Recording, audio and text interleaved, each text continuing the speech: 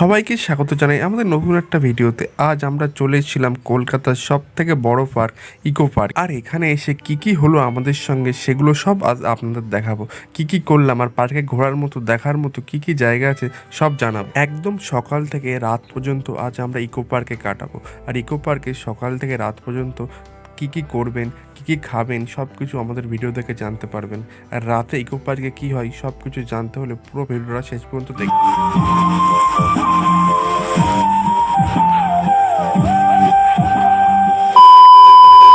সবাইকে welcome foodie ভাই সম্রাটের নতুন একটা ব্লগে। আজ আমরা চলে এসেছি রবিবারে চলে আসলাম ফ্যামিলির সঙ্গে ইকো পার্ক। এই পার্কটা ভারত তথা এশিয়ার সব থেকে বৃহত্তম পার্ক। ফ্যামিলির সঙ্গে ইকো পার্কে আসার মজাটাই একটা আলাদা। এখানে নেয়া হাই করে দিচ্ছে সবাইকে। এটা আমার ছোটদি মা সবাই। ইকো পার্কের এই লেকটা সব থেকে সুন্দর লাগে। আর রাতের বেলা আবার দেখাবো কত সুন্দর দৃশ্য লাগে এই লেকটার। ইকো পার্কে এসে আপনি বোট রাইড করতে পারবেন। আর বোট রাইডের পার পার্সন 150 টাকা করে। আর ইকো পার্কে সব থেকে ভিড় হচ্ছে বোট রাইডের। আর ইকো পার্কের টোটাল ম্যাপটা এখানে দেওয়া আছে, সেটা আপনাদের দেখিয়ে দিলাম। আসলে অবশ্যই এইটা ফলো করবেন, তাহলে আপনাদের ঘুরতে একটু সুবিধা হবে। এই সামনেই দেখতে পাচ্ছেন আর একটা রাইড। এইটার মধ্যেও এন্ট্রির জন্য 150 টাকা লাগবে পার পার্সন। আর একটা কথা, এই রাইডটা শুধু অনলি ফর চিলড্রেনদের জন্য। আর ইকো পার্কে এসে সাইকেল চালাবো না, এটা হয় এখানে 200 টাকার জন্য পার পার্সন সাইকেলে দুজন করে চালানোর একটা আলাদাই ফিল। এই ভিডিওটা যারা আমাদের ইউটিউব থেকে দেখছেন অবশ্যই লাইক অ্যান্ড সাবস্ক্রাইব করবেন ভালো লাগলে, আর শেয়ার করতে ভুলবেন না। আর যারা ফেসবুক পেজ থেকে দেখছেন অবশ্যই পেজটাকে ফলো করবেন। আর আপনারা এই শীতে কোথায় ছোট্ট পিকনিক করতে যাবেন অবশ্যই আমাদের কমেন্ট করে জানাবেন। ইকো পার্কের ভিতরে আছে পুরনো মন্দির, সেখানে সামনেই একটা ফটো তোলার একটা আলাদাই দৃশ্য। আমরাও চলে আসলাম এই মন্দিরে।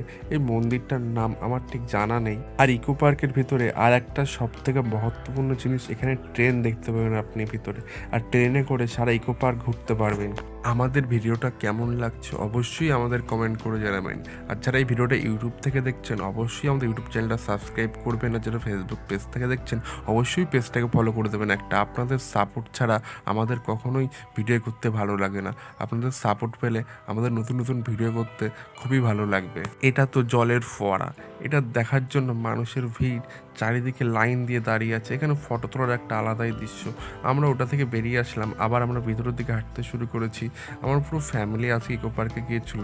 এটা হচ্ছে আমার শেষদি আর নেহা। এখন দুপুর পার করে বিকেলের দিকে চললো। আর এই জায়গাটায় জলে ভর্তি থাকে, কিন্তু আজকে জলটা নেই। আমি ভিডিওগুলো একটু কেটে কেটে দেখাচ্ছি, পুরো ভিডিও দেখাতে গেলে রাত পার হয়ে যাবে, অন্তত 8 ঘন্টার বড় ভিডিও হবে। আমরা চলে আসলাম এখন রাত্রে ইকো পার্কের ভিতরে ঘুম স্টেশনে।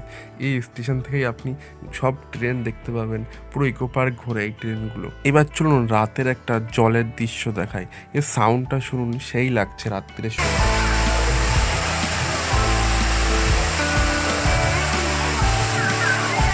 এবার আমরা চলে আসলাম পৃথিবীর সপ্তম আশ্চর্য দেখতে। সেটাও ইকো পার্কের ভিতরেই মানুষের রিয়েলিস্টিকভাবে দেখানোর জন্য তৈরি করা হয়েছে। আর ফার্স্টেই আমার ডেস্টিনেশন ছিল তাজমহল, আগ্রায় অবস্থিত। যেটা শাহজাহান মমতাজের জন্য বানিয়েছিল।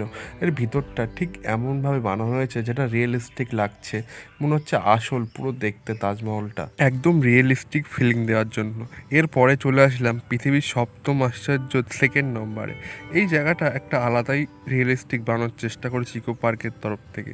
এর ভিতরে ঘোরার জন্য মানুষের জায়গা বানিয়েছে, খুব করে ছবি তোলার জন্য একটা আলাদাই ফিলিং বানিয়েছে। এখানে আসলে আপনি রাশিয়া, চায়না সব লোক কলকাতা দেখতে পাবেন।